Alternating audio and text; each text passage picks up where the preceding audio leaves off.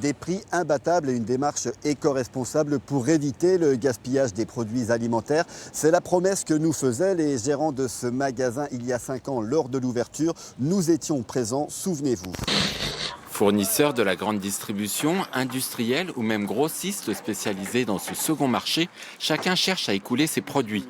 Des palettes entières liées à la surproduction ou juste quelques lots de produits frais aux dates courtes. J'essaie de trouver surtout le bon prix, avec la bonne marque, avec des dates qui nous permettent de durer un petit peu, d'avoir des produits qui tiennent la route. Pour ça, il faut que j'appelle différents types de fournisseurs, vraiment beaucoup de fournisseurs différents. Ouais. Boîtes de conserve, biscuits, pâtes, fromages, charcuterie. Côté boutique, les produits sont présentés sans fioriture. Mais les rabais sont bel et bien là, de 10 à 50%.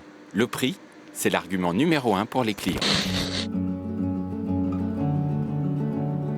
Alors 5 ans plus tard, le magasin a-t-il trouvé sa clientèle? Et puis surtout, est-ce que c'est rentable? Le plus simple pour le savoir, c'est demander à son gérant. Rémi Heurtli, bonjour. Bonjour. Merci de nous accueillir. Quel bilan vous faites 5 ans après cette ouverture? Un bilan très positif. Le concept est maintenant connu sur la place de Dijon. Et nous sommes très satisfaits de la réussite du magasin Mes Bonnes Courses. Ça veut dire, si on prend votre chiffre d'affaires, combien cette année par rapport au début? Par rapport au début, ça n'a absolument rien à voir puisque nous avons doublé notre chiffre d'affaires. Et le chiffre d'affaires de l'année qui vient de s'écouler va s'élever autour des 1,5 million d'euros. Et la clé du succès pour ce magasin, c'est d'avoir su trouver de nouvelles sources d'approvisionnement. La première année, les gérants avaient 10 fournisseurs et proposaient 500 références produits.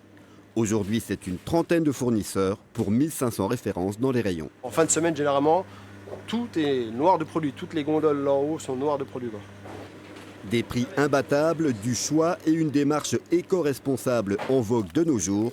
L'activité est aujourd'hui bien rentable grâce à une clientèle fidèle. Au début, c'était calme. Maintenant, il y a pas mal de monde qui vient. On voit que c'est un magasin qui se développe, quoi.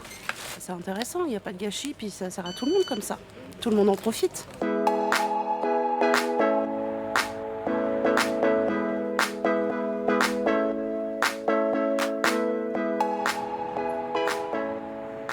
Nous sommes maintenant à Saint-Jean-de-Laune. Ici également, le même type de magasin a vu le jour. C'était il y a tout juste un an. Patrice créait sa micro-entreprise et ouvrait le panier du déstockeur.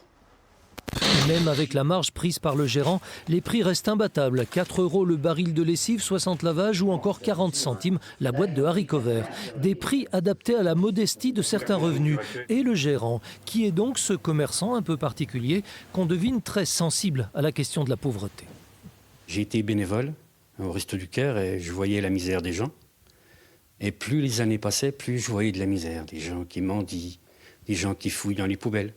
Même dans les communes, alentour, ça existe. Et je me disais que ce n'était pas tout à fait logique en 2019.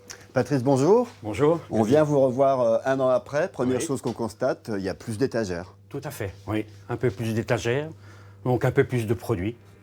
En un an, Patrice a réussi à diversifier un peu son offre. Mais pour lui, trouver de nouveaux fournisseurs, c'est un peu la galère. J'ai que 50 mètres carrés, on me propose des grosses quantités, ce qui n'est pas possible. Donc je travaille exclusivement avec 2 grandes surfaces, qui ne sont pas ici, qui sont à une trentaine de kilomètres. C'est compliqué pour moi, pour trouver la marchandise. Moi je trouve que les grandes surfaces du coin ne jouent pas le jeu. Voilà. C'est-à-dire, expliquez un petit peu pourquoi elles ne jouent pas le jeu. Au lieu de donner ou de vendre à moindre coût, elles préfèrent détruire, mettre dans des poubelles de l'eau de Javel, et voilà. Et finalement, on a l'impression que vous êtes presque attristé que ça fonctionne, votre magasin. Oui, je suis désolé en fait. J'en parle avec mes clients, mais ils disent « heureusement que vous êtes là ». Je dis « oui, mais moi j'aimerais ne pas être là en fait ». C'est tout le paradoxe de ces magasins de déstockage. Si la bonne nouvelle est qu'ils permettent de limiter le gaspillage alimentaire, leur succès est aussi le signe d'une pauvreté qui gagne du terrain.